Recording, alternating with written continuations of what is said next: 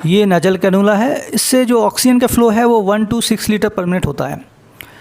और FiO2 जो है वो 24 से 44% तक FiO2 जनरेट करता है। मतलब ये मैक्सिमम 44% तक FiO2 दे सकता है और मैक्सिमम 6 लीटर पर मिनट तक ही ऑक्सीजन देगा। इससे ज़्यादा इस नजल कैनुला से ऑक्सीजन नहीं देना चाहिए, क्योंकि इससे ज़्यादा ऑक्सीजन देंगे तो FiO2 नहीं बढ़ेगा। मतलब जो परसेंटेज ऑफ ऑक्सीजन है वो पेशेंट को ज़्यादा नहीं मिलेगा। अगर आप 6 लीटर से ज़्यादा नजल कैनुला से ऑक्सीजन देते हैं तो इससे पेशेंट को मिलने वाली ऑक्सीजन नहीं बढ़ेगी। दूसरा यह है कि ऑक्सीजन का वेस्टेज ही होगा। तीसरा ये है कि जो इसमें जो नजल म्यूकोसा होती है उसके ड्राई होने की ज़्यादा संभावना होती है, पेशेंट को अनकंफर्टेबल लगता है और पेशेंट इरिटेट होता है। तो नजल कैनुला से आपको ऑक्सीजन देना है 1 to 6 लीटर। इससे ज़्यादा की ज़रूरत पड़ती है तो आप फेस मास्क या NRB मास्क का यूज़ कर सकते हैं। नजल कैनुला में जब आप 1 लीटर पर मिनट ऑक्सीजन देते हैं तो इसका जो FiO2 होता है वो 24% होता है, 2 लीटर पर मिनट पर 28% होता है, 3 लीटर पर मिनट पर 32% होता है। और इसमें 1 लीटर पर मिनट बढ़ाने से FiO2 लगभग 4% से 4% से FiO2 बढ़ता है। ये सिंपल फेस मास्क है और इससे अगर 5 लीटर से ज़्यादा ऑक्सीजन की ज़रूरत पड़ रही है पेशेंट को तो फेस मास्क का यूज़ करना चाहिए। और फेस मास्क से जो FiO2 जनरेट होती है वो 0.6% होती है, मतलब 60% FiO2 जनरेट होती है। नजल कैनुला से 44% तक मैक्सिमम FiO2 जनरेट हो सकती थी, इससे 60% तक FiO2 जनरेट होती है। तो जब भी 5 लीटर से ज़्यादा 5 to 10 लीटर ऑक्सीजन की अगर ज़रूरत है तो फेस मास्क का यूज़ करें। और इसमें अगर आपने 4 लीटर से कम ऑक्सीजन रखी है, 4 लीटर पर मिनट से कम अगर आप ऑक्सीजन दे रहे हैं फेस मास्क से, तो इसमें जो कार्बन डाइऑक्साइड होती है वो फिर से रीब्रीथ करने के चांसेस होते हैं, क्योंकि हमारे एक्सपायरेशन में तो कार्बन डाइऑक्साइड निकलती है ना। तो इस चीज़ का ध्यान रखना चाहिए। ये नॉन रीब्रीदिंग रिजर्वायर मास्क है और ये जो लो फ्लो डिवाइस हैं जितने भी, उनमें ये सबसे ज़्यादा हाई FiO2 देता है, सबसे मैक्सिमम FiO2 यही देता है। रिजर्वायर बैग में इसमें जो रिजर्वायर बैग होता है उसमें 1 लीटर के लगभग ऑक्सीजन होती है। और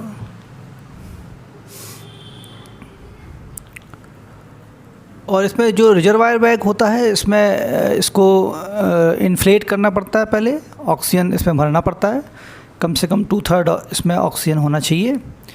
और ये ऑक्सीजन से सोर्स से जुड़ा रहता है। और ये जो रिजर्वायर बैग होता है और ये मास्क है, इसके बीच में एक वाल्व होता है। वो जो वाल्व होता है वो ये इंश्योर करता है कि ऑक्सीजन जो है वो रिजर्वायर बैग से मास्क में जाए और फिर पेशेंट उसको इनहेल करे।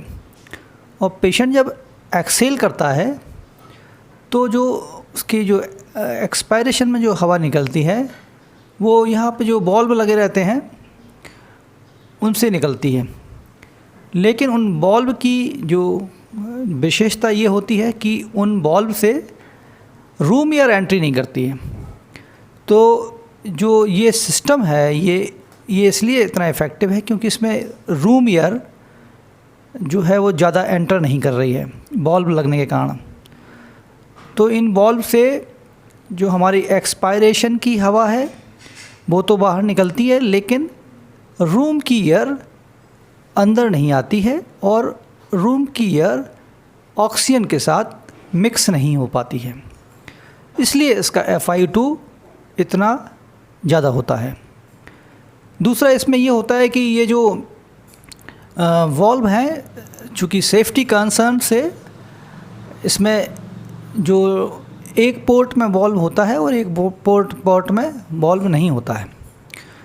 तो कुछ रूम एयर एंटर करती है, क्योंकि ये चूँकि अगर इसको पूरी तरह से सील कर देंगे और अगर दोनों वॉल्व लगे हैं तो उस केस में ज़्यादा सेफ्टी रखने की ज़रूरत होती है।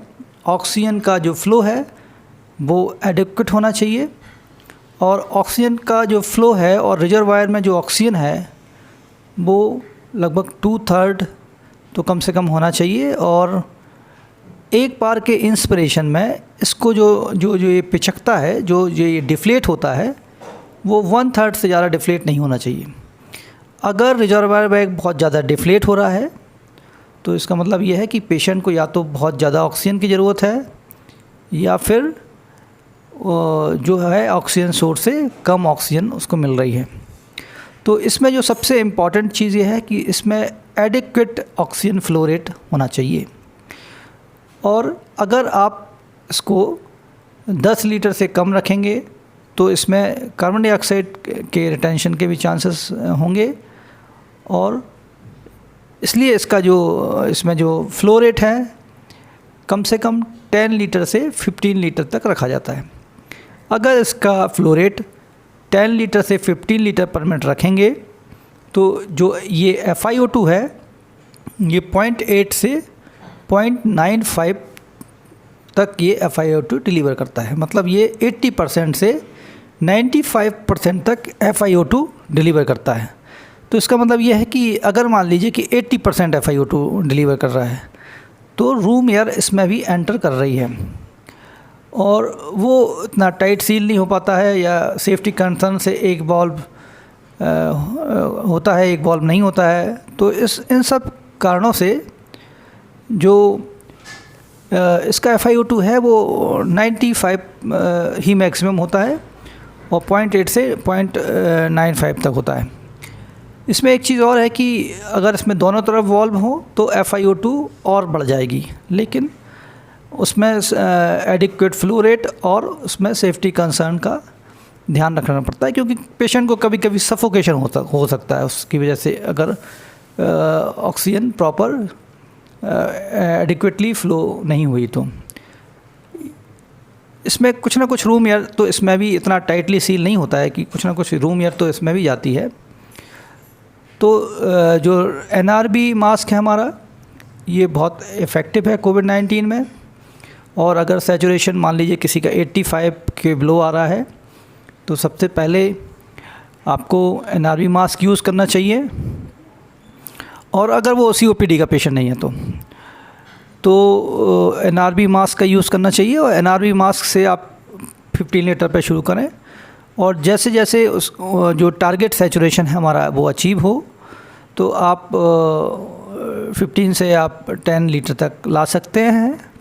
लेकिन 10 लीटर से कम अगर करने ना करें, और अगर पेशेंट का सैचुरेशन मान लीजिए 10 लीटर से कम पर भी मेंटेन कर रहा है सैचुरेशन, मान लीजिए 7 लीटर पर पेशेंट मेंटेन कर रहा है, अच्छा, तो आपको ऐसा लग रहा है कि अब 7 लीटर पे या 6 लीटर पे ऑक्सीजन ये सैचुरेशन मेंटेन कर सकता है, तो आप फिर NRB मास्क को हटाकर सिंपल फेस मास्क यूज़ करें।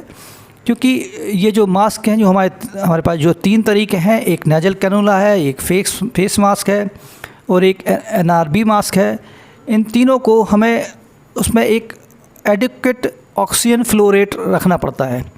जैसे कि फेस मास्क के लिए आपको 5 से 10 लीटर ऑक्सीजन देनी होती है। 5 से 10 लीटर से ज़्यादा अगर आप फेस मास्क से ऑक्सीजन देंगे तो FiO2 नहीं बढ़ेगा।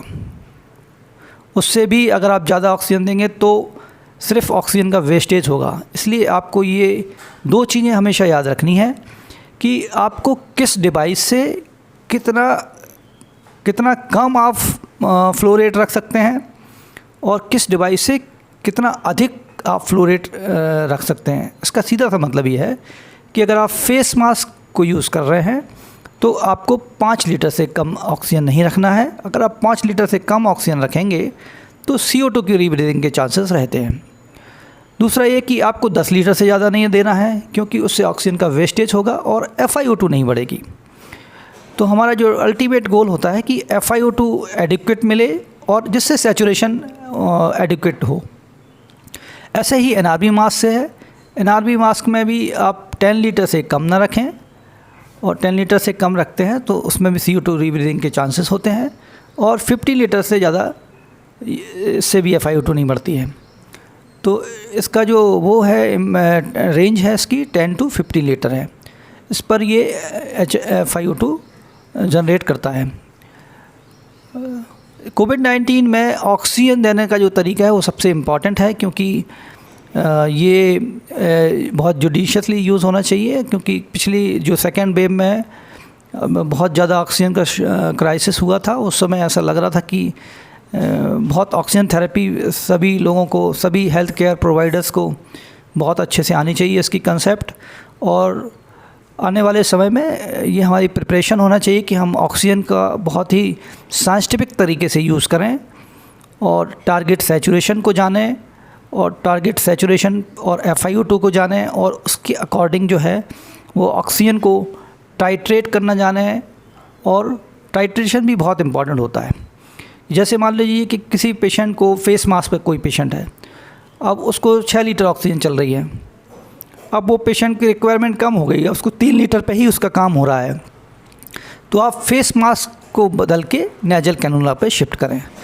डाउन टाइट्रेट करने का तरीका ये है कि आपको डिवाइस भी चेंज करनी पड़ेगी। अब ऐसा ना हो कि आप फेस मास्क से ही 2 लीटर पे उसको ले आएँ, पेशेंट को फेस मास्क लगा हुआ है आप कम करते जा रहे हैं, या NRV मास्क लगा हुआ है आप 6 लीटर पे ले आए, ऐसा नहीं करना है। आपको अगर नीचे जाना है तो आपको उसके अकॉर्डिंग डिवाइस चेंज करना चाहिए। ये जो स्लाइड्स हैं हमारी, ये हमने एम्स टेलीमेडिसिन के यूट्यूब चैनल से ली हैं, और डॉक्टर बीमा रेवारी हैं जो प्रोफेसर हैं वहाँ एम्स की, उनने ये वीडियो बनाया है। चूँकि वो इंग्लिश में है इसलिए हमने उसको हिंदी में उसमें कुछ उनकी स्लाइड्स लेके हिंदी में कन्वर्ट करके, और उसको ज़्यादा से ज़्यादा हेल्थ केयर प्रोवाइडर्स जो हमारे उतना इंग्लिश में उतने एक्सपर्ट नहीं होते हैं, तो उन सब लोगों के लिए हिंदी में ये सब दिया है, और ताकि वो इन सारी नॉलेज का फ़ायदा उठाएं और पेशेंट तक पहुँचे। Thank you.